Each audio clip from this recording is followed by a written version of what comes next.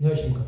오늘은 사도행전 10장 17절에서 22절의 말씀으로 백부장 고넬료 세 번째라는 제목으로 하나님의 말씀을 해보고자 합니다.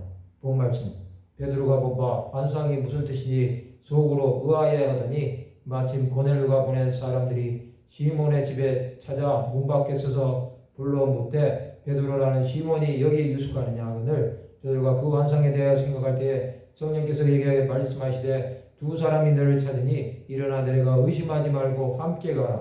내가 그들을 보내었느니라 하시니 베드로가 내가 그 사람들을 보고 이르되 내가 곧 너희가 찾는 사람인데 너희가 무슨 일로 왔느냐. 그들이 대답하되 백부장 고넬료는 의인이요 하나님을 경외하는 사람이라.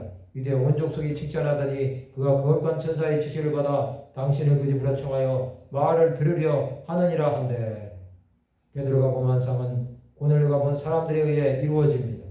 그들은 고넬료의 말을 전합니다. 하나님께서는 자기 백성들을 찾기 위해 베드로 사도를 이방인 백부장 고넬료의 집에 보내시기 원하셨습니다. 이제 베드로는 고넬료가 보낸 사람들의 말에 응답하여야 했습니다. 하나님의 뜻은 베드로를 고넬료의 집에 보내서 하나님의 말씀을 듣게 하는 것이었습니다.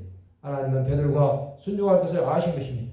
이제 복음이 땅끝까지 이르기 위해서는 베드로 사도가 복음을 이방에 전해야 합니다. 백부장 고넬료는 하나님의 말씀을 들을 준비가 된 것입니다.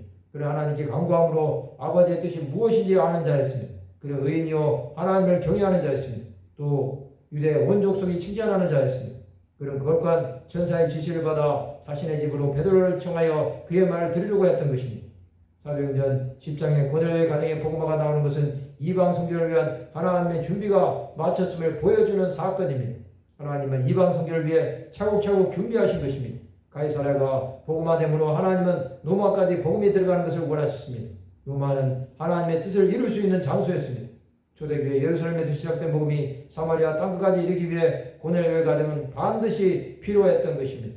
하나님은 이방인을 통해서 복음이 온 열방에 이르게 하신 것입니다.